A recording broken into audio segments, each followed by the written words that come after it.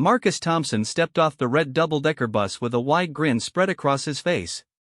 The crisp London morning air filled his lungs as he adjusted his baseball cap and pulled out his phone to take a selfie. Behind him, the magnificent gates of Buckingham Palace stretched upward like golden fingers reaching toward the cloudy sky. This was it, the moment he had been waiting for since booking his trip to England 3 months ago. Finally, he muttered to himself, pushing through the crowd of tourists who were already gathering around the famous landmark.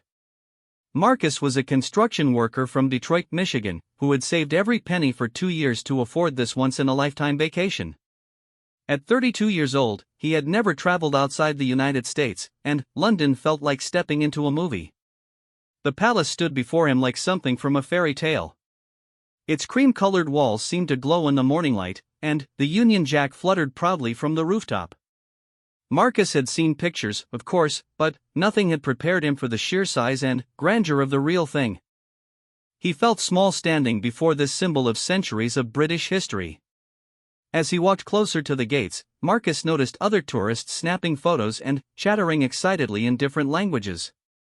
There were families with young children pointing at the windows, elderly couples holding hands as they admired the architecture, and groups of teenagers taking endless selfies. The atmosphere was festive and filled with wonder. But what caught Marcus's attention most were the guards. Standing perfectly still at their posts were 2 men in the famous red uniforms and tall black bearskin hats that Marcus had seen in movies and postcards. They looked like something from another era, with their pristine jackets adorned with golden buttons and their serious expressions hidden beneath the shadows of their enormous hats.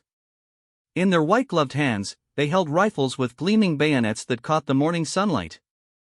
Marcus had heard about these guards before his trip.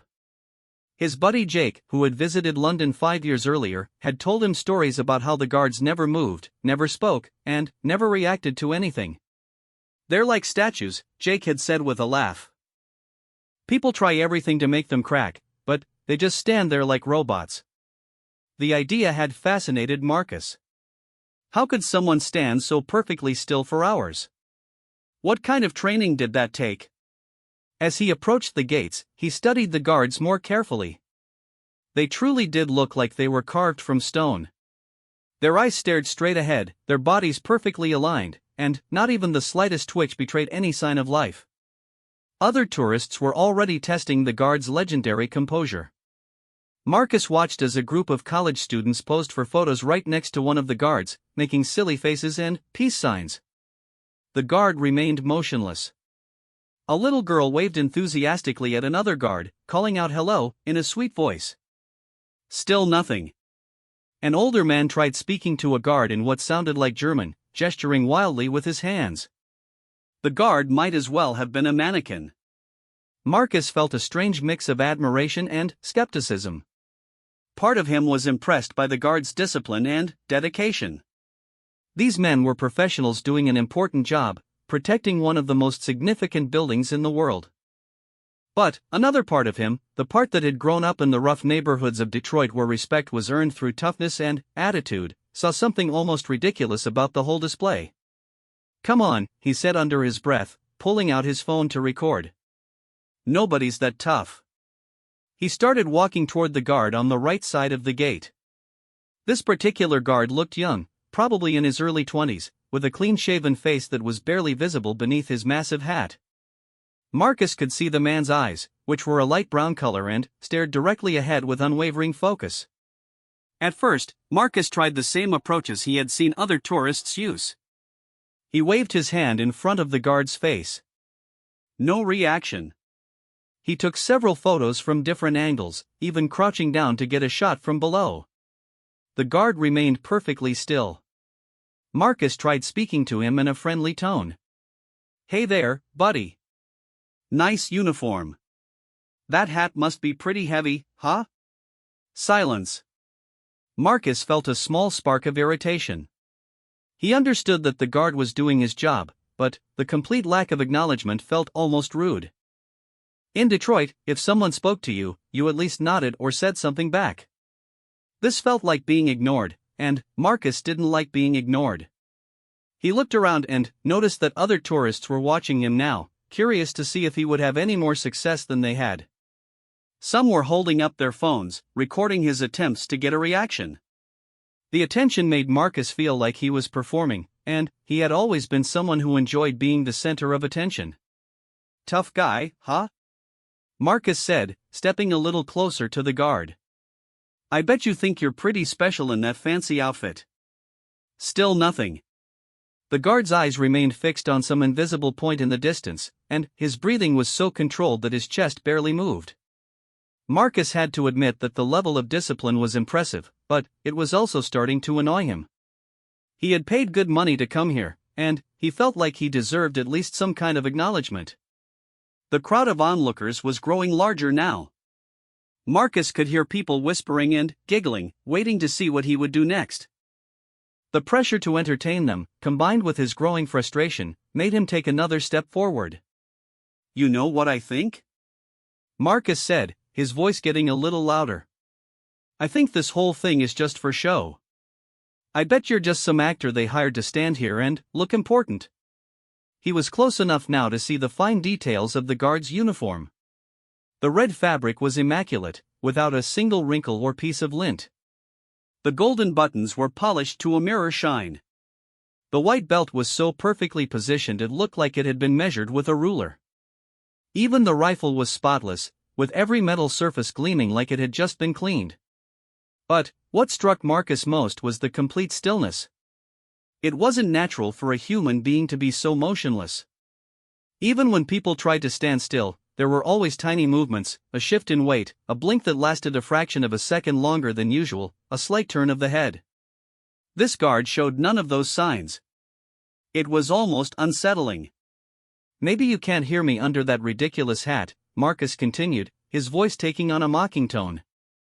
"Or maybe you're just too scared to break character because your boss might fire you." Some of the tourists in the crowd gasped at Marcus's increasingly bold comments. A few parents pulled their children back, sensing that the situation was escalating beyond harmless fun. But Marcus was caught up in the moment now, feeling like he needed to prove something, though he wasn't entirely sure what.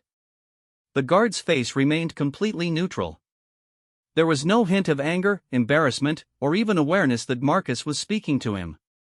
It was like talking to a wall, and that realization made Marcus even more determined to get some kind of response.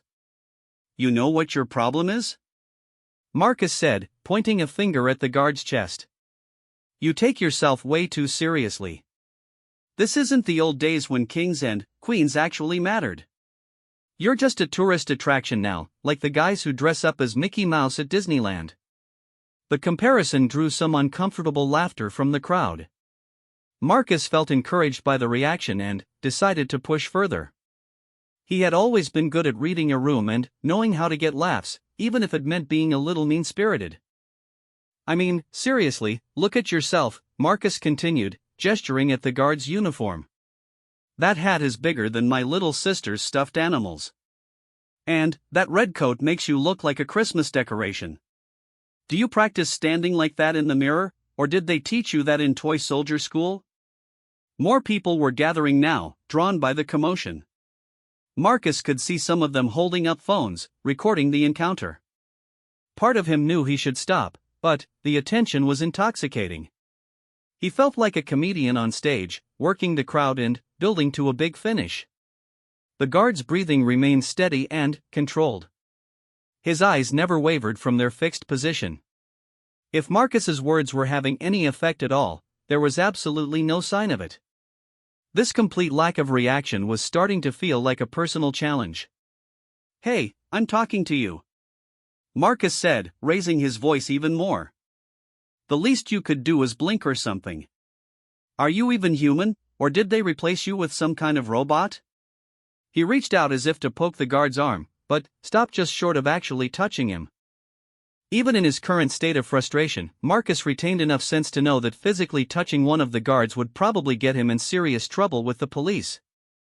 "You know what I think?" Marcus announced to the crowd, turning slightly so everyone could hear him clearly. "I think these guys are just paid actors trying to look tough. I bet if you took away those fancy uniforms, they'd just be regular guys who couldn't even change a tire or fix a leaky faucet." The comment drew nervous laughter from some of the tourists, but Marcus noticed that others were looking uncomfortable now. An elderly British couple was shaking their heads in disapproval, and a family with young children had moved away from the scene entirely. But Marcus was too caught up in his performance to notice the changing mood of his audience. He was focused entirely on the guard, who continued to stand there like a statue, apparently unmoved by anything that was happening around him. "I work construction back in Detroit," Marcus continued, addressing both the guard and the crowd. "Real work, with real tools, building real things that people actually need. I bet this guy has never done a day of real labor in his life. Probably went to some fancy school where they taught him how to stand still and look pretty." The guard's face showed no emotion whatsoever. There wasn't even the slightest tightening around his eyes or mouth that might indicate he was bothered by the insults. His breathing remained perfectly even, his posture perfectly straight, and his gaze perfectly steady. This complete lack of response was driving Marcus to new levels of frustration. In his world, when someone disrespected you, you either fought back or you lost face. The idea that someone could just ignore such direct challenges to their dignity was incomprehensible to him. "You're not even going to defend yourself?" Marcus asked, genuine bewilderment creeping into his voice. "Someone calls you names, questions your manhood, makes fun of your job, and you just stand there taking it? Where I come from, that makes you either a coward or a fool." Still nothing. The guard might have been carved from marble for all the reaction he showed. His brown eyes remained focused on that same distant point, as if Marcus didn't even exist. The crowd around them had grown quite large now, with at least 30 people watching the confrontation unfold. Some were still filming with their phones, but Marcus noticed that many of them were no longer laughing or encouraging him. The mood had shifted from amused curiosity to something more uncomfortable. A security guard in a regular uniform appeared at the edge of the crowd and began making his way forward, but he didn't seem to be in any particular hurry. Marcus wondered if this kind of thing happened regularly enough that they had procedures for dealing with difficult tourists. "You know what your problem is?" Marcus said, leaning in closer to the red-uniformed guard. "You're so worried about following orders and keeping your job that you've forgotten how to be a real person. You've turned yourself into a robot, and for what? So tourists can take pictures of you? So you can pretend to be protecting a building that doesn't need protecting?" The guard's rifle remained perfectly positioned against his shoulder. His white gloves were spotless and properly fitted. His tall black hat sat at exactly the right angle on his head. Every aspect of his appearance was flawless, but, to Marcus, that perfection was starting to feel less impressive and more artificial. "I feel sorry for you," Marcus said, his tone shifting from mocking to something that sounded almost genuinely sympathetic. "You're young, probably got your whole life ahead of you, and you're wasting it playing dress-up and pretending to be something you're not. When you go home at night, do you tell people you're in the military? Because this isn't military, this is just theater." For just a moment, Marcus thought he saw something flicker in the guard's eyes. It was so brief that he might have imagined it, but it looked almost like hurt. The expression, if it had really been there at all, was gone so quickly that Marcus couldn't be sure he had seen anything. But the possibility that his words had actually gotten through to the guard only encouraged him to continue. "You want to know what real service looks like?" Marcus asked, his voice growing more passionate. "It's my buddy Steve, who went to Afghanistan and came back missing a leg but still shows up to work every day. It's my neighbor Mrs. Rodriguez, who works double shifts as a nurse to take care of sick people. It's firefighters and cops and EMTs who risk their lives every day to help people they don't even know." The guard remained motionless, but Marcus was building momentum now, feeling like he was making an important point. "You're not serving anybody standing here like a mannequin," Marcus continued. "You're not protecting anything, you're not helping anyone, you're not making the world a better place. You're just standing there in a costume so tourists can take pictures and feel like they've seen something authentic." The security guard who had been working his way through the crowd was getting closer now, and Marcus could see that he looked serious. It was probably time to wrap up his speech before he got himself in real trouble. "So congratulations," Marcus said, spreading his arms wide and addressing both the motionless guard and the watching crowd. You've mastered the art of standing still and looking ridiculous. I'm sure your family is very proud of what you've accomplished here." With that, Marcus turned away from the guard and began walking back toward the crowd, feeling satisfied that he had made his point. He had shown everyone that these supposedly impressive guards were just ordinary people in fancy costumes, too intimidated by their bosses to even defend themselves when insulted. The tourists began to disperse, many of them looking uncomfortable with what they had just witnessed. The security guard approached Marcus with a stern expression, and Marcus prepared himself for a lecture about respecting the guards and following proper tourist behavior. But, as he glanced back at the red-uniformed guard one last time, Marcus felt a strange twinge in his chest. The young man was still standing there in perfect position, staring straight ahead with that same unwavering focus. But something about his posture looked different now, not less disciplined, but somehow smaller. More vulnerable. Marcus shook off the feeling and focused on dealing with the security guard, who was asking him to move along and reminding him that harassment of the Queen's Guard was not tolerated. Marcus nodded and agreed to behave more appropriately, but he was still feeling proud of how he had handled the situation. He had come to London as a tourist looking for authentic experiences, and he felt like he had found one, even if it wasn't quite what he had expected.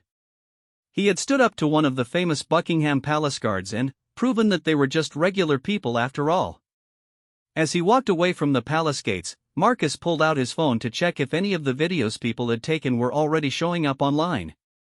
He was curious to see how his confrontation with the guard looked from the outside, and he hoped someone had captured his best lines. What Marcus didn't know was that his encounter with the guard was about to become much more significant than he could have imagined. The young man in the red uniform had a name, a story, and a life that Marcus had never bothered to consider. And, in the coming days, Marcus would learn that sometimes the people who seem the most untouchable are actually the most vulnerable of all. But, for now, he walked away feeling victorious, completely unaware that his moment of triumph was about to become one of the biggest regrets of his life.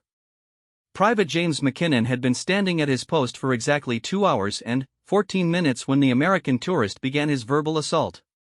Under the massive black bearskin hat that added nearly a foot to his height, sweat was beginning to form on his forehead despite the cool London morning.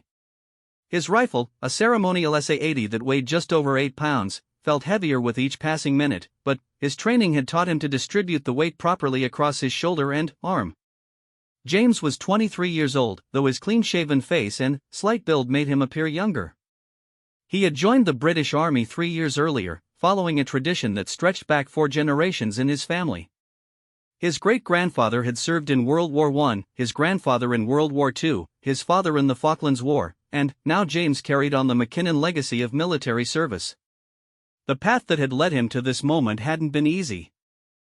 James had grown up in a small village called Drumnadrohid in the Scottish Highlands, where his father worked as a mechanic and his mother ran a small bed and breakfast for tourists visiting Loch Ness. They weren't wealthy by any means, but they had instilled in James a deep sense of duty, honor, and respect for tradition.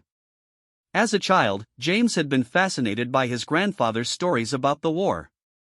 Old Duncan McKinnon would sit by the fireplace in the evenings, his weathered hands gesturing as he told tales of courage and sacrifice. "Service isn't about glory, lad," his grandfather would say. "It's about doing your duty even when nobody's watching, especially when nobody's watching." Those words had shaped James's understanding of what it meant to be a soldier. When he enlisted at 19, he had requested assignment to the Household Division, specifically hoping to serve as one of the Queen's Guards. It was one of the most prestigious positions in the British military, requiring exceptional discipline, physical fitness, and dedication. The training had been brutal. For 6 months, James had endured 18-hour days that began at 4:30 in the morning and ended long after sunset. Physical conditioning, weapons training, ceremonial drill practice, and endless hours of standing at attention until his legs felt like they might collapse. Many of his fellow recruits had dropped out, unable to handle the physical and mental demands. But James had persevered, driven by his family's military tradition and his own desire to serve his country with honor. When he finally earned the right to wear the famous red tunic and bearskin hat, it had been one of the proudest moments of his life. His parents had made the long journey from Scotland to attend his passing out ceremony, and the tears in his father's eyes had told James that all the sacrifice had been worth it. Now, standing guard at Buckingham Palace, James was living his dream. Each day, he protected one of the most important buildings in Britain, representing centuries of history and tradition.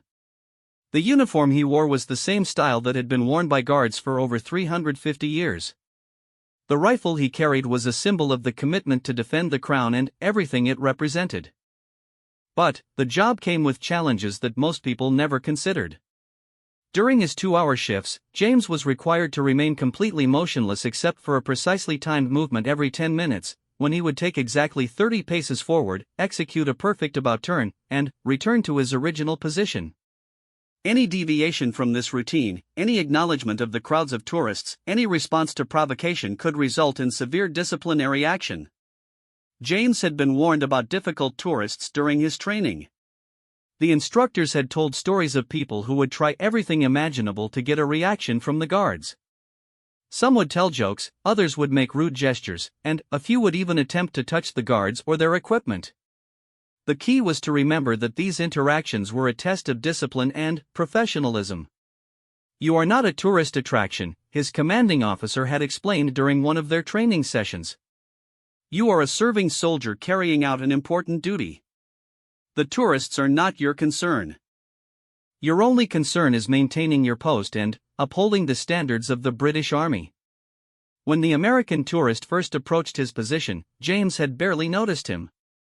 People had been taking photos and talking to him all morning, and he had learned to tune out the chatter while remaining aware of any genuine security concerns.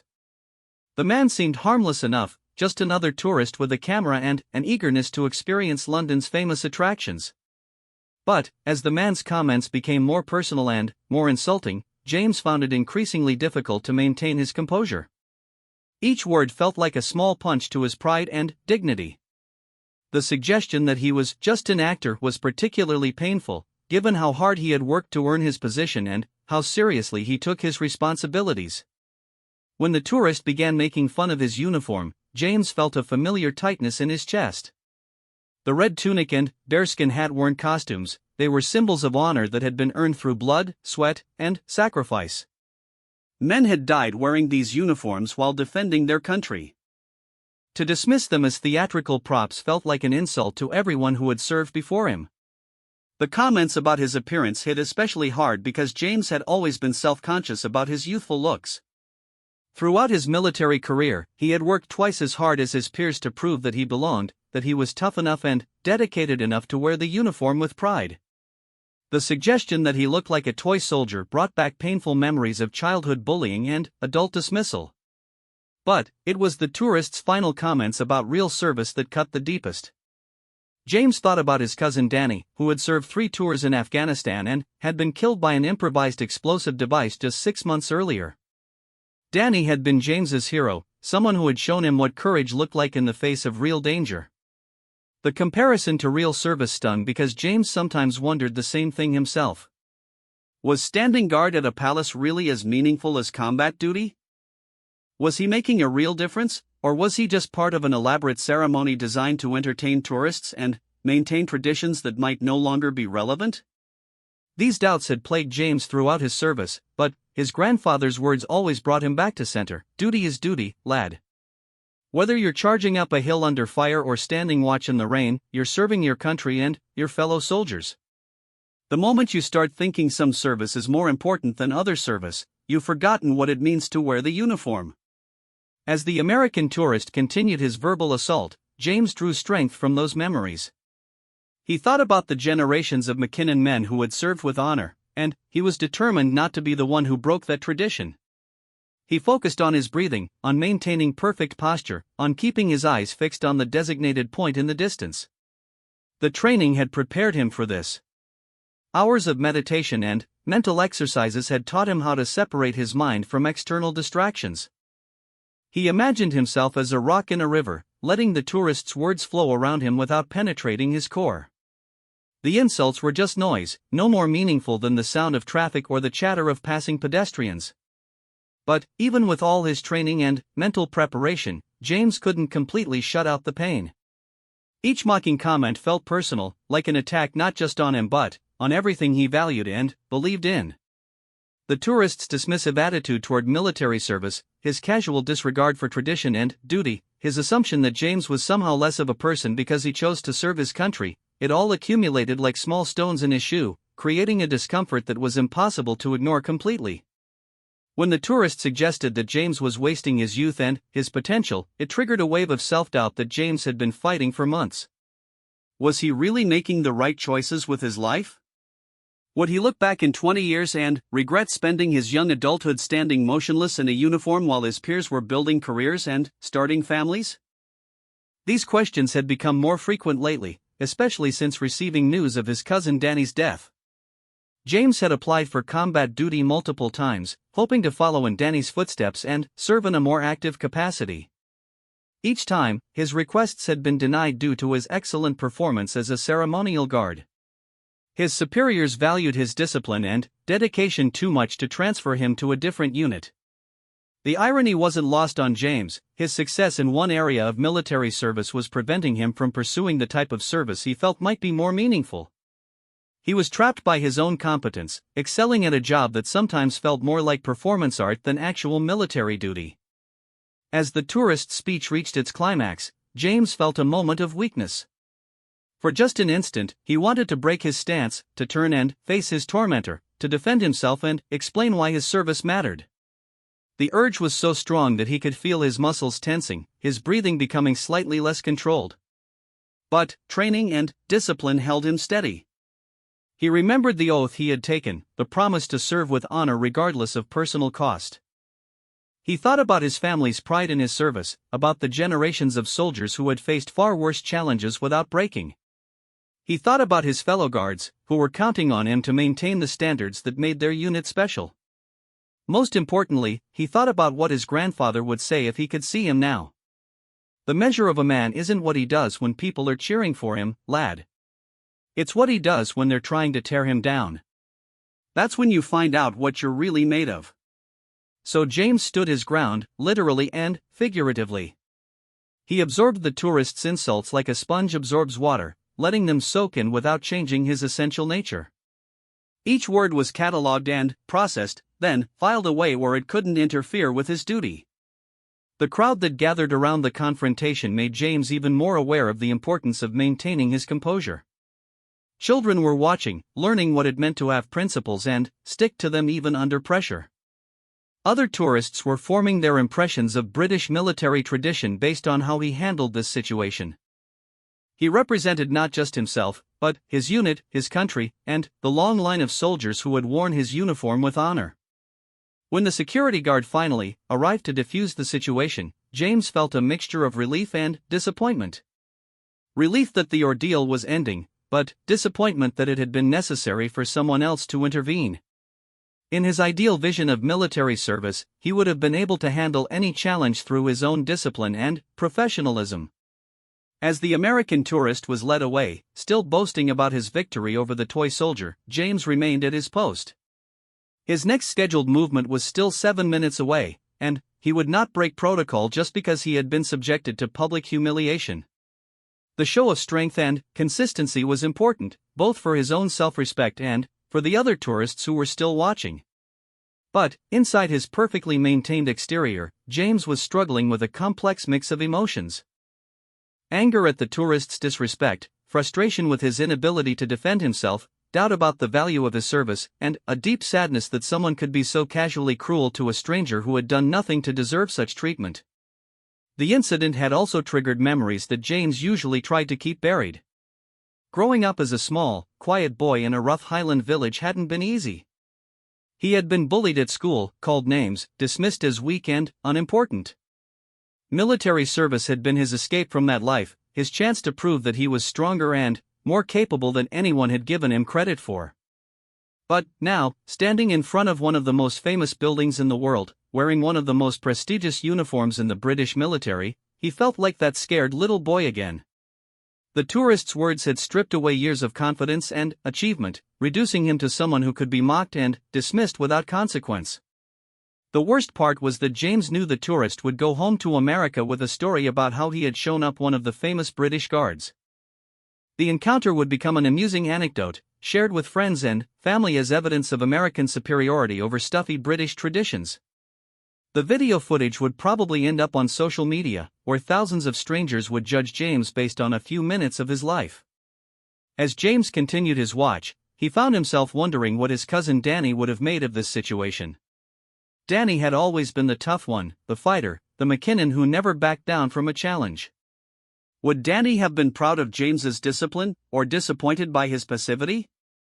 Would he have seen strength in James's ability to absorb punishment without retaliating, or weakness in his failure to defend himself? These questions would continue to haunt James long after his shift ended. The American tourist had achieved something that enemy fire and brutal training had never accomplished. He had planted seeds of self-doubt that would grow and spread in the days to come. But, for now, James stood at his post, representing his country and his uniform with the same quiet dignity that had characterized his family's military service for generations. The tourist was gone, but the duty remained. And James McKinnon would see it through to the end, no matter how much it cost him personally. The morning sun continued to climb higher in the London sky, and the crowds of tourists continued to gather around the palace gates. But, for James, the day had already become one he would never forget, not because of anything he had done, but because of what had been done to him, and how powerless he had been to respond. In a few hours, he would be relieved by another guard and would return to his barracks to process what had happened. He would file a report about the incident, undergo a debriefing with his superior officers, and try to put the experience behind him. But the damage had already been done. The American tourist's words had found their mark, creating wounds that would take much longer to heal than a simple shift change could address. And, somewhere in London, the tourist was probably already posting about his adventure, unaware of the human cost of his moment of entertainment. Marcus Thompson spent the rest of that day exploring London with a spring in his step and a story to tell. He visited the Tower of London, walked across Tower Bridge, and stopped at 3 different pubs to share his encounter with the Buckingham Palace Guard. Each time he told the story, it grew a little more dramatic, with his own wit becoming sharper and the guard's humiliation more complete. "You should have seen this guy," Marcus said to a group of fellow Americans he met at a sports bar near Piccadilly Circus. "Standing there like a statue, taking everything I dished out. I basically roasted him in front of 50 people, and he couldn't say a word back. These British guards are all show and no substance."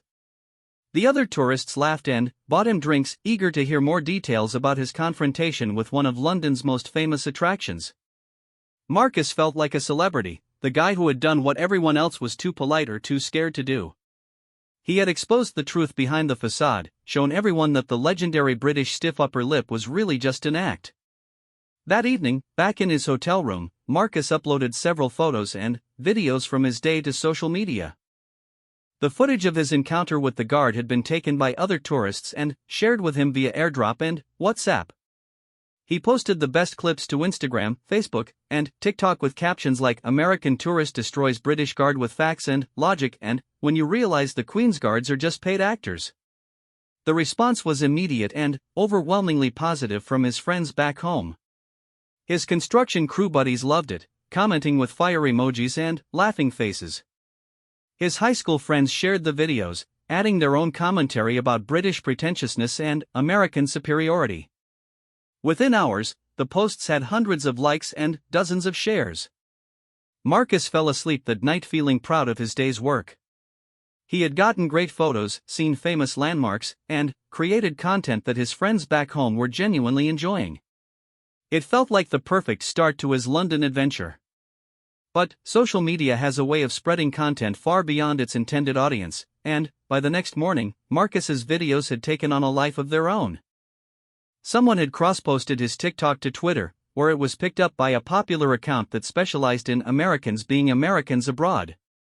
The video was reshared thousands of times, but the tone of the comments was very different from what Marcus had received from his friends. "This is exactly why everyone hates American tourists," wrote one user with a Union Jack in their bio. "Zero respect for local culture and traditions. That guard is a serving soldier who has probably done more for his country in a year than this idiot has done in his entire life," commented another. "Imagine being so insecure that you have to bully someone who literally cannot defend themselves," added a third. Marcus woke up to find his phone buzzing with notifications. At first, he assumed it was more positive feedback from friends, but, as he scrolled through the comments, his mood quickly soured. Thousands of strangers were calling him disrespectful, ignorant, and cruel. Many were defending the Guard and explaining the significance of the Queen's Guard tradition. "These aren't actors," wrote one user who claimed to be a former British soldier. "They're highly trained infantry soldiers who have served in combat zones around the world. This particular regiment has served in Iraq and Afghanistan. That kid in a costume has probably seen more action than this tourist ever will." Another comment stung even more: "My brother served as a Queen's Guard for 2 years. It's one of the most demanding jobs in the military. You have to be physically perfect, mentally strong, and completely dedicated. This American has no idea what he's talking about." Marcus tried to defend himself in the comments, but his responses only made things worse. Every time he tried to explain his perspective or justify his actions, more people piled on with criticism. The comments section became a battlefield between Americans defending Marcus and British users defending the Guard. News outlets began picking up the story. A British tabloid ran an article titled "Rude American Tourist Harasses Queen's Guard at Buckingham Palace," complete with screenshots from Marcus's social media and quotes from military experts explaining the importance of the ceremonial guards. A military history.